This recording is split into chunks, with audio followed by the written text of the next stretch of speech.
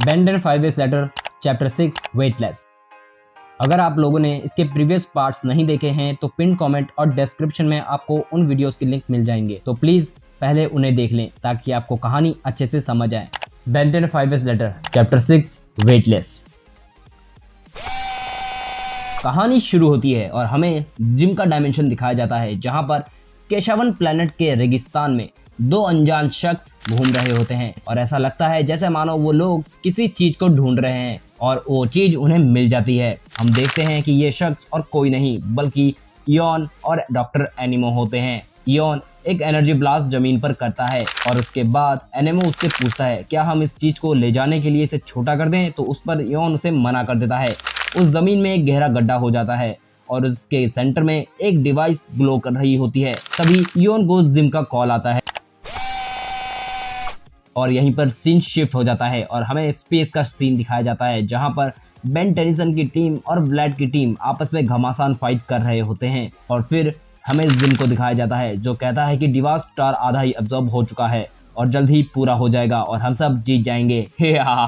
खैर ये हंसी बहुत ही बेकार थी। उसके बाद हम देखते हैं कि बेन टेनिसन एक नए एलियन में ट्रांसफॉर्म हुआ है जो अपने हाथों में बने होल्स में से कटर ब्लेड्स को निकालता है और उसे काइनेटिक एनर्जी की हेल्प से अपने दुश्मनों पर अटैक्स करता है। एलियन का नाम अल्ट्रावायलेट होता है जो व्लाड से लड़ रहा होता है। व्लाड अल्ट्रावायलेट के हमले को डॉज कर लेता है और सेल्फ डिप्लीकेट करके अल्ट्रावायलेट पे डायरेक्ट अटैक कर देता है, लेकिन अल्ट्रावायलेट भी उस अटैक को डॉज करते हुए व्लाड के पीछे आ जाता है। अल्ट्रावायलेट अपने नुकीले हाथों को व्लाड के आर पार कर देता है और ये सीन सच में काफी ब्रूटल था, लेकिन ये व्लाड एक डुप्लीकेट होता है और असली व्लाड कहीं और होता है। उसके बाद अल्ट्रावायलेट दूसरे व्लाड को भी पकड़ लेता है और उसके मुंह पे अपने ब्लेड कटर्स को शूट कर देता है, लेकिन वो वाला व्लाड भी एक डुप्लीकेट होता है। अल्ट्रावायलेट कुछ समझ पाता उससे पहले ही व्लाड अल्ट्रावायलेट के पीछे आकर उस पे एनर्जी ब्लास्ट कर देता है। बचने के लिए अल्ट्रावायलेट भी अपने हाथों से ब्लेड निकाल लेता है। अल्ट्रावायलेट अटैक से बचने लगता है, लेकिन व्लाड अटैक्स को और पावरफुल कर देता है। दूसरी तरफ डैनी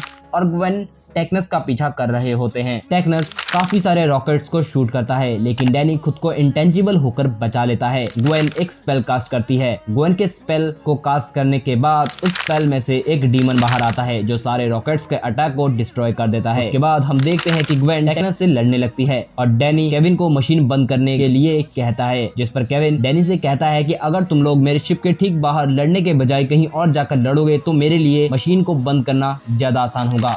दूसरी तरफ हम देखते हैं कि ग्वेन और टेक्नस के बीच में फाइट काफी ज्यादा भयंकर हो रही होती है और ग्वेन जीत रही होती है, लेकिन तभी टेक्नस शिप को अपने कंट्रोल में कर लेता है। टेक्नस ने शिप से सारे मेटल निकालकर एक सूट बना लिया होता है बिल्कुल आयरन मैन के जैसा और ग्वेन के डीमन को पेल रहा होता है। डैनी रुक और केविन से उनके ऑक्सीजन सप्लाई के बारे में पूछता है, जिस पर केविन बताता है कि उनके पास 23 मिनट तक का ऑक्सीजन सप्लाई है, लेकिन अगर जल्दी रिपेयर नहीं किया गया तो हम फंस जाएंगे। डैनी कुछ करने का प्लान करता है और टेक्नस के ऊपर अपनी सोनिक एको से अटैक करता है। डैनी अटैक के बाद काफी ज्यादा थक जाता है और केविन ये देखकर उससे तबीयत के बारे में पूछता है, तो डैनी बताता है कि उसने काफी सारी एनर्जी यूज कर ली है इसलिए वो काफी थक गया है। लेकिन बेन कहाँ है? सीन शिफ्ट हो जाता है और हम देखते हैं व्लाड और अल्ट्रावायलेट के बीच घमासान फाइट चली होती है। व्लाड अल्ट्रावायलेट के सारे अटैक्स को डॉज कर लेता है और फिर अपने डुप्लीकेट बनाकर अल्ट्रावायलेट पे एनर्जी ब्लास्ट कर देता है। अल्ट्रावायलेट अपने ब्लेड शील्ड से व्लाड के एनर्जी ब्लास्ट को रोकता है, लेकिन दूसरा डुप्लीकेट व्लाड आकर अल्ट्रावायलेट को हिट कर देता है, जिससे अल्ट्रावायलेट पीछे हट जाता है। अल्ट्रावायलेट एक नए अटैक के लिए तैयार होने लगता है और नेक्स्ट सीन में हम देखते हैं कि अल्ट्रावायलेट एक नया पावरफुल अटैक करता है जिसका नाम होता है कॉस्मिक ड्रिल, जो सीधा व्लाड को हिट कर देता है और व्लाड सीधा जाकर एक एस्ट्रॉइड से टकरा जाता है। के बाद हम देखते हैं कि अल्ट्रावायलेट उस एस्ट्रॉइड के पास जाकर देखता है, तो वहां पर व्लाड वापस उठ खड़ा होता है। अल्ट्रावायलेट कहता है कि एक खरोच तक नहीं आई, आखिर ये इतना स्ट्रॉन्ग कैसे है? जिस पर व्लाड अल्ट्रावायलेट से कहता है तुम भी पावरफुल हो उन सारी शक्तियों के साथ जो तुम्हारे पास हैं। अल्ट्रावायलेट कहता है कि तुम पावरफुल होगे, लेकिन तुम ये सोच भी नहीं सकते कि मैं आखिर क्या क्या बन सकता हूँ। जिस पर व्लाड कहता है मैं नहीं जानता, लेकिन क्या तुम जानते हो यही तुम्हारी कमजोरी है लड़के। व्लाड बोलता है कि तुम्हारे पास ईश्वर के समान शक्तियां हैं, लेकिन फिर भी तुम ये छोटे मोटे कीड़े मकोड़े में बदलते रहते हो। तुम्हें नहीं लगता कि तुम ईश्वर बन सकते हो? अल्ट्रावायलेट ओमनिट्रिक्स में क्लिक करता है और गोस्ट्रिक में ट्रांसफॉर्म होकर व्लाड को दबोच लेता है। गोस्ट्रिक व्लाड से कहता है कि तुम ऐसा क्या जानते हो जो मैं नहीं जानता और किसके साथ काम कर रहे हो। इसके बाद सीन शिफ्ट होता है और व्लाड गोस्ट्रिक से कहता है कि तुम नहीं जानते, तुम कुछ नहीं जानते जो होने वाला है। काश इस सब का क्रेडिट मुझे मिलता, पर मैं वो नहीं हूँ जो इस सब के हकदार है।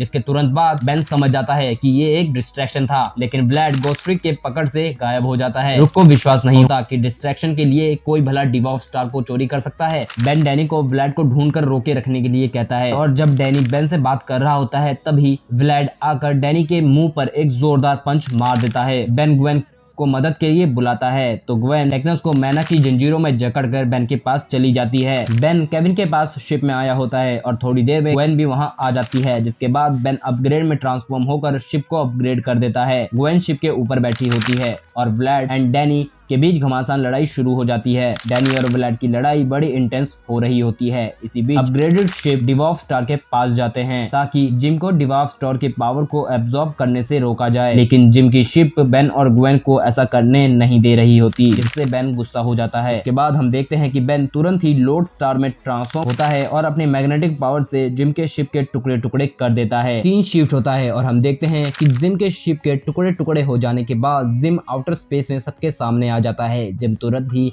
इयोन को कॉल करता है पहले कि जिम इयोन से कुछ कह पाता, ग्वेन जिम को अपनी मैना पावर से पकड़ लेती है। हम देखते हैं कि जिम के शिप के डिस्ट्रॉय होने के बाद डिवॉर्फ स्टार अचानक से एक ब्लैक होल में बदलने लग जाता है। ग्वेन स्पेल कास्ट करके एक मैना ड्रैगन को समन करती है। केविन और रुक को शिप के साथ ब्लैक होल से दूर भेज देती है और तभी डैनी वहां आता है और जो हो रहा होता है उसे देखकर ग्वेन से कहता है कि प्लीज कह दो कि ये भी प्लान का हिस्सा है। अगले पेज में हम देखते हैं कि केविन बताता है कि जिम की शिप और डिवॉर्फ स्टार के बीच एक कनेक्शन बना था, लेकिन अचानक से कनेक्शन टूटने की वजह से स्टार स्टेबल नहीं रहा और अनस्टेबल हो गया। तब रुक बताता है कि शिप को डिस्ट्रॉय करने से एक मैटर इन्फ्लक्स क्रिएट हो गया है। तब ग्वेन कहती है कि सीधे सीधे कह दो ना कि एक ब्लैक होल बन गया है। तब रुक कहता है कि यूनिवर्स के इस एरिया में सबसे ज्यादा पॉपुलेशन है और प्लैनेट्स हैं, और अगर ये ब्लैक होल को रोका नहीं गया तो आसपास का एरिया खत्म हो जाएगा। तब बेन पूछता है कि आखिर इसको कैसे रोका जा सकता है। तब केविन बताता है कि रेडिएशन, तुम्हें इक्वल अमाउंट में रेडिएशन क्रिएट करना होगा ताकि सारा एंटी मैटर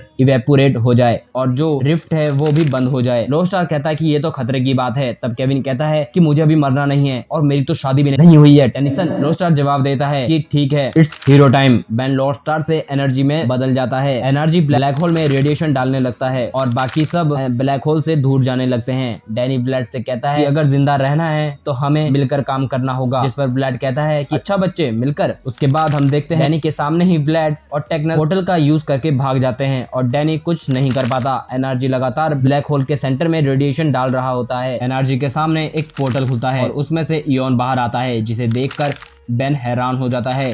इयोन अपने मशीन का एक पार्ट लेता है और वहां से निकल जाता है। बेन अपनी टीम से कहता है ये प्लान वर्क नहीं कर रहा, क्या मैं एटॉमिक्स या ग्रेविटैक में बदल जाऊं? लेकिन ग्वेन मना कर देती है। तो रुक बताता है कि एनर्जी की स्पीशीज एक साथ बहुत सारा रेडिएशन एमिट कर सकते हैं अगर उनके पास थोड़ा और रेडिएशन हो। तब डैनी समझ जाता है बूस्ट करना पड़ेगा, इसलिए डैनी एनर्जी की तरफ बढ़ने लगता है। हम देखते हैं कि डैनी एनर्जी से कहता है कि क्या तुम मेरी एक्टो एनर्जी को रेडिएशन में बदल सकते हो? जिसके बाद डैनी अपनी एक्टो एनर्जी से एनर्जी पर अटैक कर देता है, जिसके बाद एनर्जी की रेडिएशन लेवल कई गुना बढ़ जाती है और इतना सारा रेडिएशन मिलकर ब्लैक होल को कोलैप्स करने लगता है और ऑम्निट्रिक्स में भी ट्रांसफॉर्मेशन क्रिटिकल वाली वार्निंग आने लग जाती है। एनर्जी को बेहद दर्द हो रहा होता है और उसकी चीखें ग्वेन तक सुन रही होती है। ग्वेन देखती है कि ब्लैक होल कोलैप्स हो चुका है और ग्वेन बेन को आवाज लगाती है, लेकिन कोई जवाब नहीं आता। बेन और डैनी की हालत बेहद खराब हो जाती है। बेन वापस एनर्जी से बेन बन जाता है और बेहोश हो जाता है। डैनी और बेन आउटर स्पेस में बेहोशी की हालत में पड़े होते हैं। ब्लैक होल नष्ट हो चुका होता है। दूसरी तरफ केशावन रेगिस्तान का सीन दिखाया जाता है, जहां पर डॉक्टर एनिमो और जिम 2 एक डिवाइस पर काम कर रहे होते हैं। तभी वहां इयोन, व्लैड और टेक्नस टेलीपोर्ट होते हैं।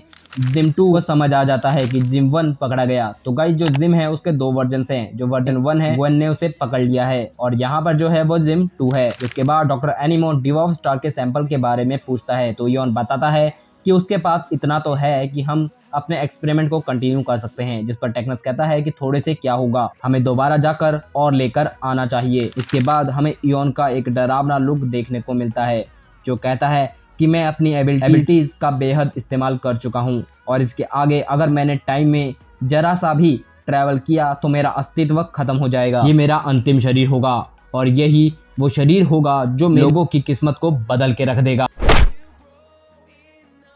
सो गाइस आपको चैप्टर 6 कैसा लगा?